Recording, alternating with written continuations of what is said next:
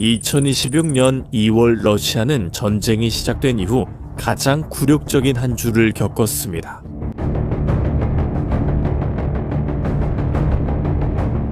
두 개의 전선에서 후퇴했고 수개월과 수천 명의 병사를 들여 얻었던 것을 몇 주 만에 잃었습니다. 그리고 남은 것은 글쎄요, 산산조각난 군대만이 드러났습니다. 절망은 극에 달했고 그들이 회복을 시도하기 위해 무엇을 했는지 보여주면 믿기 힘들 정도일 겁니다. 이 이야기에서 가장 인상적인 게 뭔지 아세요? 우크라이나는 더 큰 군대도 더 많은 탱크도 필요하지 않았습니다. 사실 그들은 더 빠르게 생각해야 했고 바로 그걸 해냈습니다. 수개월 동안 러시아는 드니프로 강이 섬들에 집착해왔습니다. 우크라이나가 2022년 11월에 헤르손을 해방시킨 이후로 그 강은 그 지역에서 국경선이 되었습니다. 우크라이나 쪽에는 더 높은 오른쪽 강둑이 있고 러시아 쪽에는 더 낮은 왼쪽 강둑이 있습니다. 그리고 그 중간에는 작고 습지로 된 여러 섬들이 있습니다. 이 섬들은 관광이나 경제적으로는 큰 가치가 없지만 군사적으로는 러시아 지휘부가 어떤 대가를 치르더라도 차지해야 한다고 판단할 만큼 중요한 곳입니다. 이 섬들에서 러시아군은 우크라이나 진영의 위치를 향해 드론을 띄울 수 있었고 드니프로 시를 공격할 수도 있었으며 이 섬들을 전진기지로 적의 더 가까운 눈과 귀로 활용할 수 있었습니다. 러시아군에게 있어서 섬을 지배하는 자가 강을 지배하고 강을 지배하는 자가 그 구역을 지배하는 것이었습니다.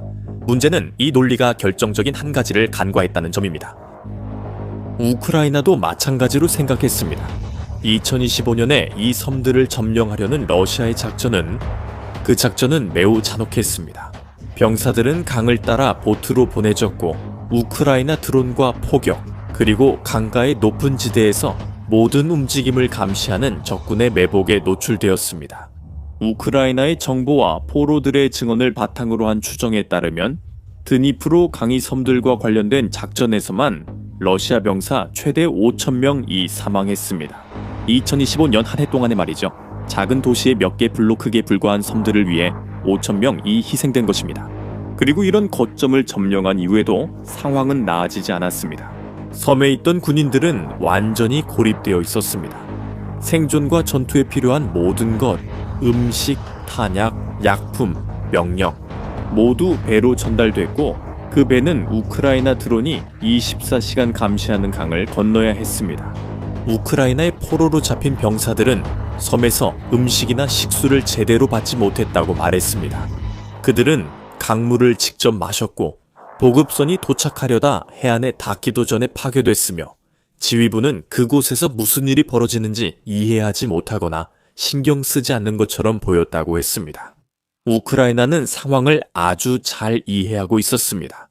러시아가 섬을 점령한 것이 중요한 성과라고 믿으며 계속 고집하는 동안 우크라이나 지휘부는 같은 상황을 기회로 보고 있었습니다. 섬을 직접 공격하거나 강을 건너 러시아군과 그들의 땅에서 맞서는 것이 아니라 더 영리하고 정밀하며 결국 훨씬 더 치명적인 일을 하기로 한 것이었습니다. 그들은 3단계로 이루어진 계획을 세웠습니다. 첫 번째 단계에서는 섬을 건드리지 않고 그곳에 있는 병사들을 완전히 무시했습니다.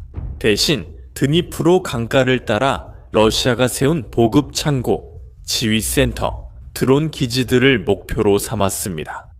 이런 시설들이 섬을 운영하게 했고 러시아가 강에서 일어나는 일을 볼 수 있게 하며 증원군을 보낼 수 있도록 했습니다.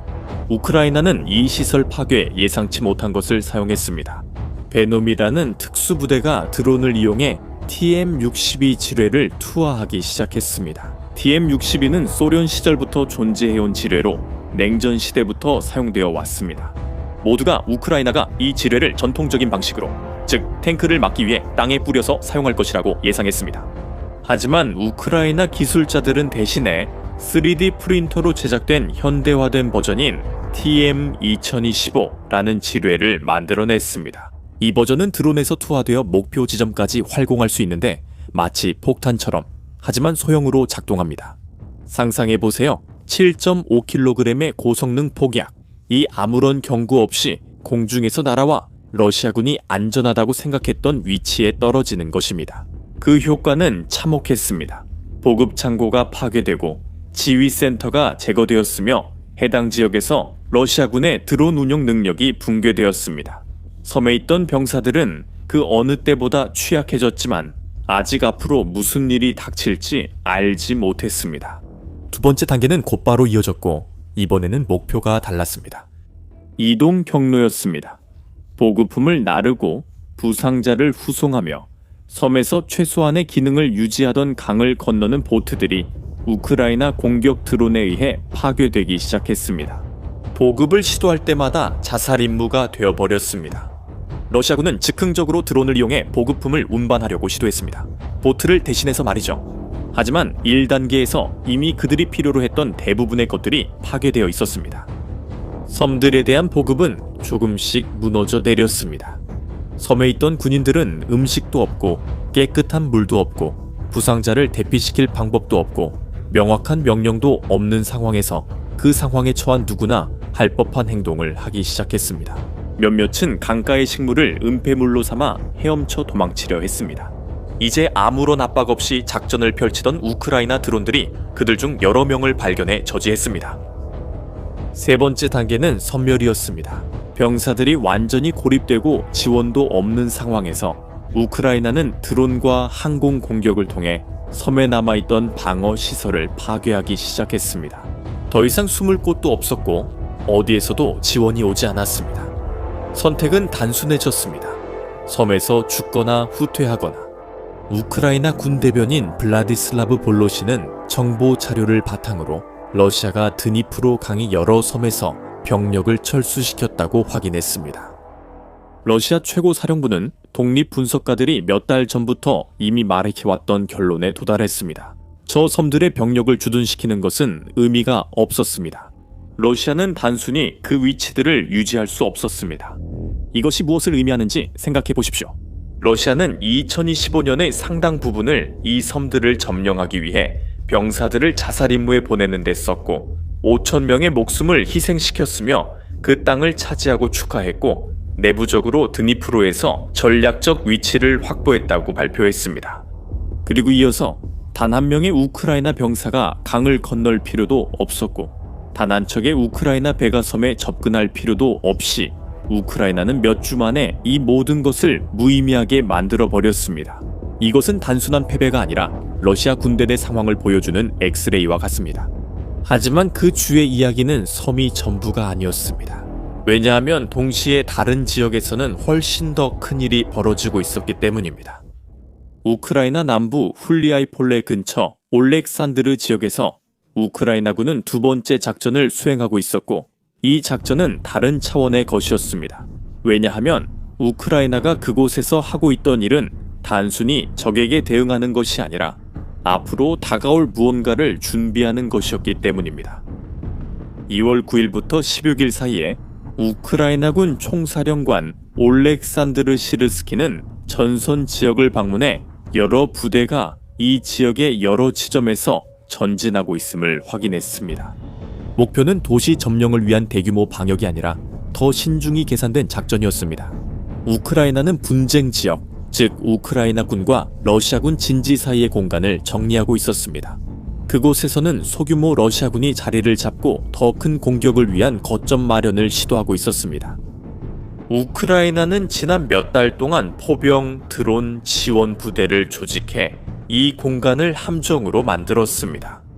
그곳을 통해 진격하려는 러시아군은 누구든지 살아서 돌아오지 못했습니다. 올렉산드리우스크에서의 작전이 끝났을 때 우크라이나는 약 200제곱킬로미터의 영토를 되찾았습니다.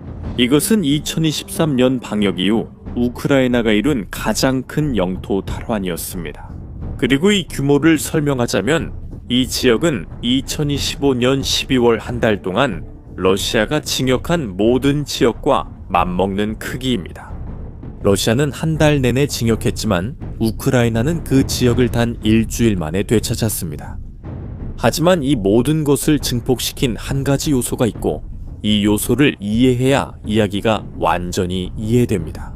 왜냐하면 그 기간 동안 러시아의 통신에 일어난 일은 단순히 한 시스템을 잃은 것이 아니라 세 개의 시스템이 동시에 무너진 것이었기 때문입니다. 첫 번째 타격은 2월 5일에 왔습니다. 그때 일론 머스크는 스페이스X가 러시아의 무단 스타링크 사용을 차단했다고 확인했습니다. 스타링크는 러시아 군인들이 전선에서 사실상 모든 것에 사용하던 위성 인터넷 시스템입니다.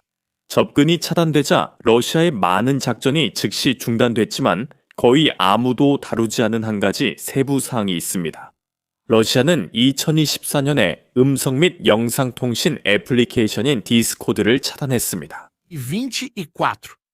그리고 이를 우회하기 위해 러시아 군인들은 해결책을 찾아냈습니다. 러시아 군인들은 스타링크를 이용해 이 차단을 우회하고 디스코드를 계속 사용하면서 드론 공격을 실시간으로 조율했습니다. 스타링크가 끊기자 디스코드도 함께 끊겼습니다. 한 문제가 다른 문제를 유발한 셈이죠. 그래서 2월 9일에서 10일 사이에 러시아 정부가 직접 최전선 부대에서 가장 많이 쓰이는 메신저 앱인 텔레그램을 제한했습니다. 공식적으로는 법률 위반 때문이라고 밝혔습니다. 실제로는 크렘린이 시민들을 감시할 수 있는 국가 소유의 앱으로 유도하려고 했던 것입니다.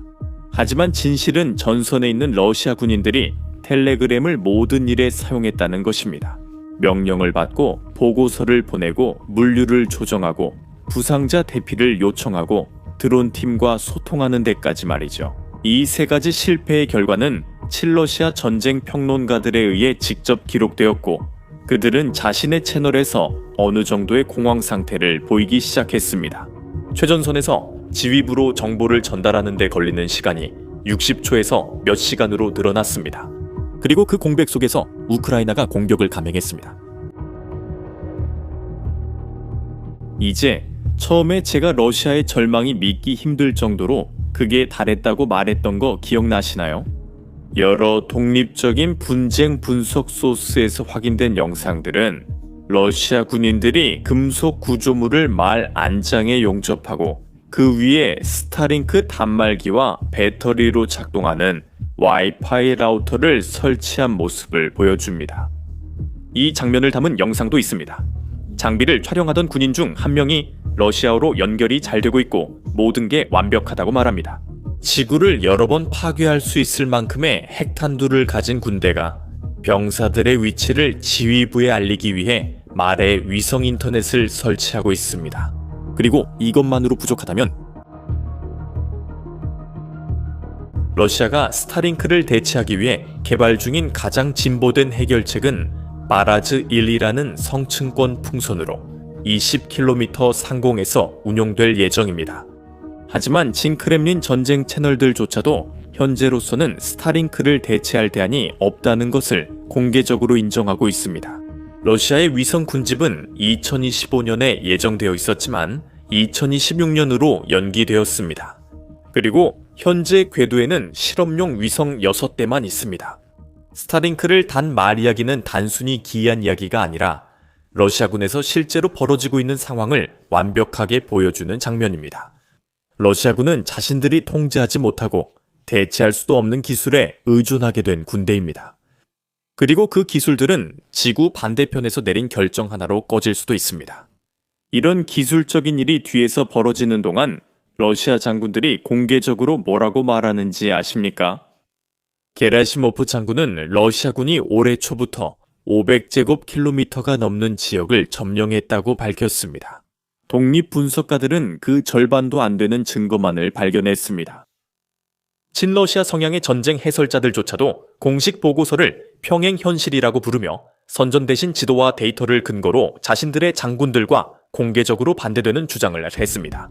러시아군은 단순히 전투에서 지고 있는 것이 아니라 스스로를 정직하게 바라보는 능력마저 잃고 있습니다. 그래서 바로 그 이유 때문에 우크라이나가 2월에 한 일은 단순한 운이 아닙니다. 그것은 여름을 내다본 계획입니다. 러시아는 앞으로 몇 달 안에 대규모 공세를 준비하고 있으며 우크라이나 동부의 전략적 도시들을 점령하는 것을 목표로 하고 있습니다. 아이디어는 간단합니다. 더 많은 병력, 더 많은 포병, 더 많은 압박을 투입해서 우크라이나의 방어선이 무너질 때까지 밀어붙이는 것입니다. 이것이 바로 더 큰 군대가 자연스럽게 선호하는 전쟁 방식입니다. 문제는 이런 공세가 효과를 발휘하려면 러시아가 공격하려는 도시와 충분히 가까운 출발 지점, 즉 징역을 준비할 수 있는 영토가 필요하다는 점입니다. 그리고 우크라이나가 방금 그 영토의 상당 부분을 탈환했습니다. 생각해보세요. 2022년에 국경을 넘으면서 며칠 만에 승리를 약속했던 군대가 2026년에 이르러서는 통신을 위해 말 등에 스타링크를 달고 다니게 된 겁니다. 한편 우크라이나는 소련제 지뢰와 3D 프린터를 이용해 훨씬 저렴한 활공폭탄을 만들고 있습니다. 이제 여러분께 질문 하나 드리고 싶습니다. 이 이야기에서 여러분을 가장 놀라게 한 것은 무엇인가요? 섬 작전 계획, 러시아 통신의 붕괴, 아니면 스타링크를 단 말들인가요? 댓글로 여러분의 답변을 남겨주세요. 이 영상이 여러분이 이전에 보지 못했던 무언가를 보게 해줬다면 전쟁을 지켜보는 지인과 공유해주세요. 아직 채널을 구독하지 않으셨다면 다음에 이어질 분석을 놓치지 않도록 지금 구독해주세요. 다음에 또 만나요.